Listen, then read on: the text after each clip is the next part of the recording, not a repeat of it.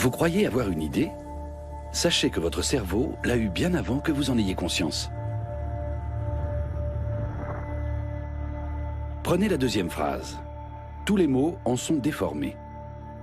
Si vous déchiffrez sans difficulté ce méli-mélo de lettres, c'est parce que le cerveau les remet automatiquement dans le bon ordre. Il vous guide inconsciemment dans le chaos du quotidien moderne. Il prend des décisions avant même que vous n'ayez eu le temps de réfléchir et de peser le pour et le contre. Car le cerveau analyse les données de manière automatique. Nous sommes guidés par notre inconscient.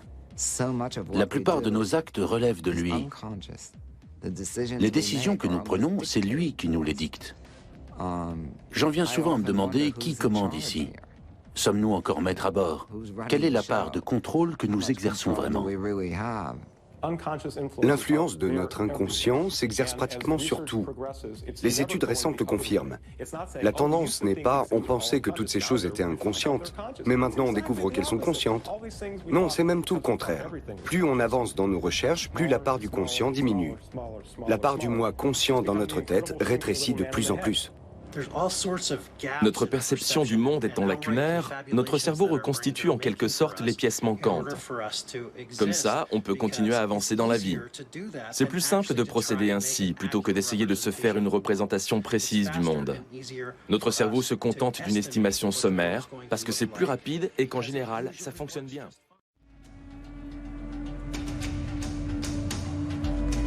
Si l'on peut se déplacer en somnambule à travers le monde, c'est parce que chacune de nos expériences laisse une trace, et donc un souvenir.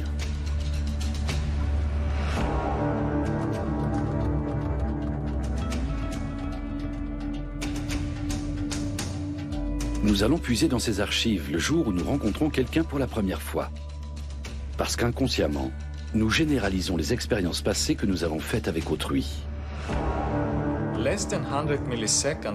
Nous avons besoin de moins de 100 millisecondes pour nous faire une opinion sur un visage que nous n'avons jamais vu auparavant. Est-il fiable, compétent, etc.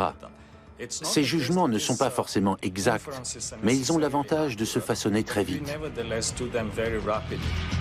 Alex Todorov a confronté des volontaires à des visages qu'il ne connaissait pas. Il est arrivé à la conclusion suivante. La première impression se dessine tellement vite que la raison n'a pas le temps d'influencer la réaction.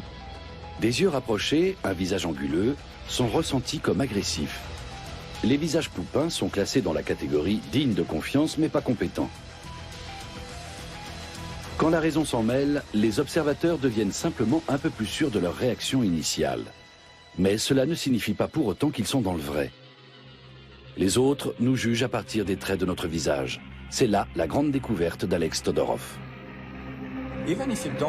Même si vous n'avez pas l'intention de formuler un jugement, votre cerveau classe le visage dans telle ou telle catégorie spécifique. Ce processus se fait automatiquement.